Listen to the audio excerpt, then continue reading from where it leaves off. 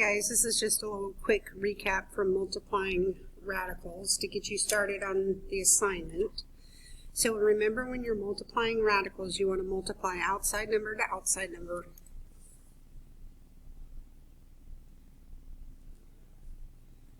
And inside number to inside number.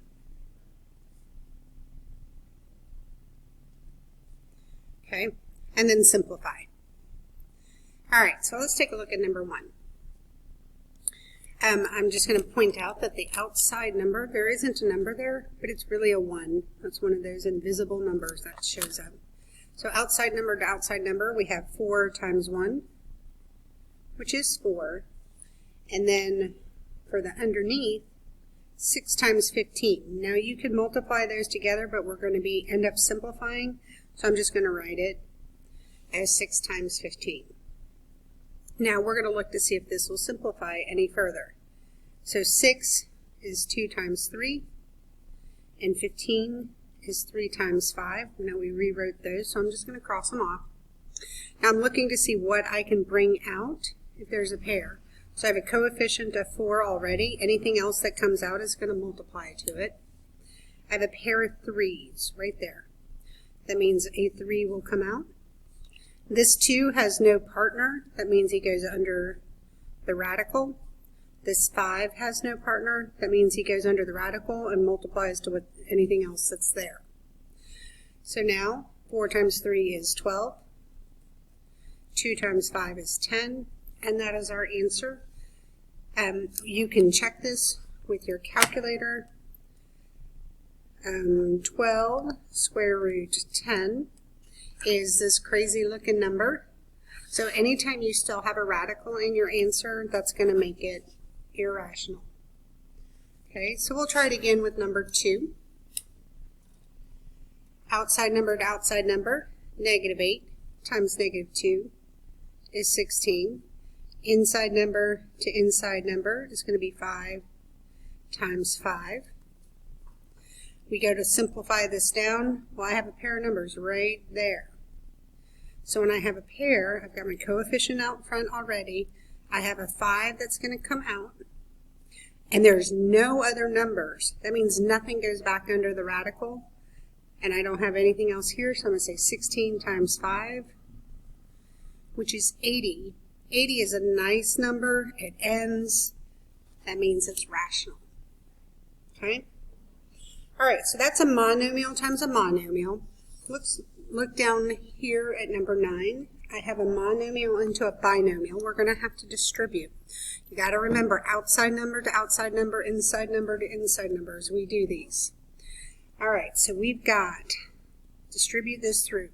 2 times 2. 2 times 2 is 4. Now I need to distribute the 2 to the second term, which is right over here. So remember, there's really a 1 in front of that. So I'm saying 2 times 1, because 1 is the outside number. So that'd be a positive 2.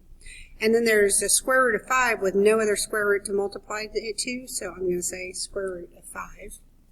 I look to see if this square root can simplify any further, and it cannot. That's a prime number, so it's done.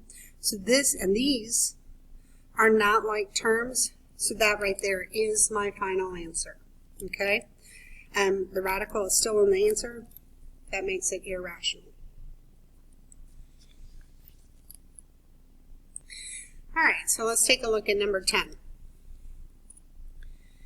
Okay, we're going to take this to the first term, right? So we've got 4 is not under a radical and 3 is not under a radical, so 4 times 3 is 12.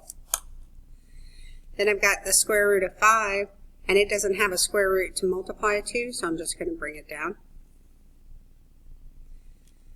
All right, now for my second term, there's a 1 right in here.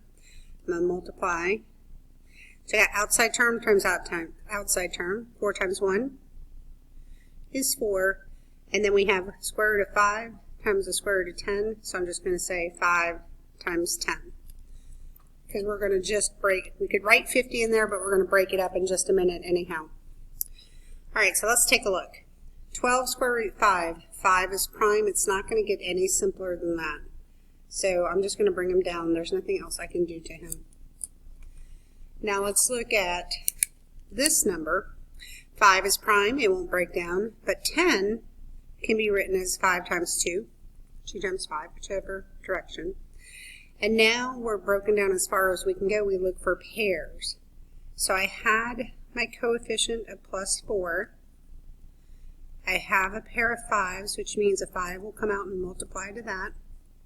Then I have this 2, who is all alone, that has to go back under the radical.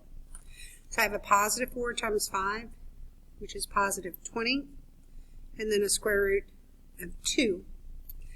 These are not like terms because their radicands are not the same, so we're done.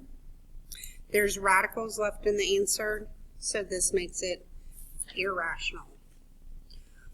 Alright, so let's flip this over for one more kind. So we did monomial times monomial. We did a monomial times a binomial.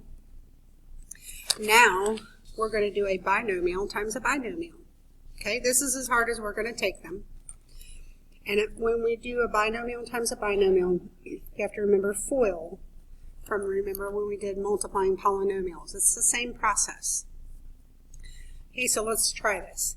We have first term to first term. So 2 times 8 is 16. Then we have the outer terms, which is the first term times the last term. Remember, there's a 1 right here. So I have 2 times negative 1, which is negative 2, and the square root of 3 has nothing to multiply to, so it just comes down. Okay, now our inner terms, that's the 2 middle terms. There's a 1 right here, so it's 8 times 1, which is 8. And the square root of 3, this 8 doesn't have a square root, so we just bring the square root of 3 down. Alright, and then we have our last term in each binomial, so it's last term times last term. So you have 1 times negative 1, which is negative 1. And the square root of 3 times the square root of 3, so I'm just going to write it as 3 times 3 because we're just going to break them down again anyhow. Alright, multiplying is done. Now we are adding and subtracting. Okay, so let's take a look here. 16 is a constant. I don't see any other constants, so right now I'm going to bring them down. Square root of 3, square root of 3, and we're adding or subtracting. These are like terms. So when they're like terms, you only look at the numbers in front. So I got negative 2 plus 8 is a positive 6, and the radical will not change. It'll stay the square root of 3. Then here, I actually have a pair of 3's. I have a coefficient of negative 1 and a pair of 3's. So 1 will come out. And so that it was a perfect square because there was nothing else left under the radical, so the radical goes away. So that gives me 16 plus the 6 square root of 3 minus 3. Now I do still have two like terms. I have a constant and a constant. 16 minus 3 is 13. Nothing to combine with the 6 square root 3. So that is my final answer. There's still a radical in the answer. That makes it irrational. All right. One hint to get you started on number 15.